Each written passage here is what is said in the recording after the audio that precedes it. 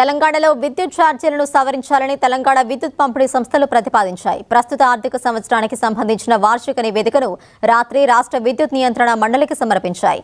మొత్తం 3 కేటగిరీల్లో ఛార్జీలను సవరించాలని ప్రతిపాదించాయి.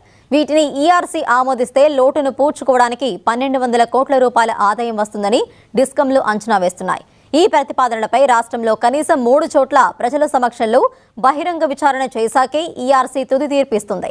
అనంతరమే ఛార్జీల సవరణ అమల్లోకి వస్తుంది. ఈ మొత్తం ప్రక్రియకు 90 రోజుల సమయం పడుతుంది.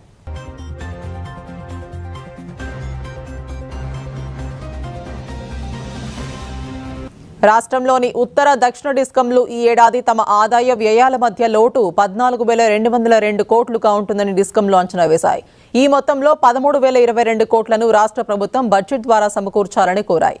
మిగిలిన 1,200 కోట్ల లోటును పూడ్చుకునేందుకు ఛార్జీల సవరణ ప్రతిపాదనలను ఇస్తున్నట్టు ఈ 2 సంస్థలు తెలిపాయి.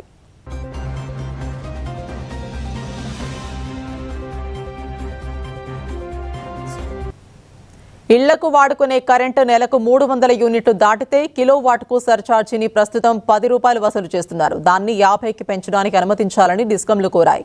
ప్రభుత్వం గృహజ్యోతి కింద నెలకు 200 యూనిట్ల లోపు కరెంటు వాడుకునే ఇళ్లకు ఉచితంగా సరఫరా చేస్తోంది. అలాగే 299 యూనిట్ల వరకు వాడుకునే ఇళ్లకు ఎలాంటి పెంపు ఉండదని చెబుతున్నాయి.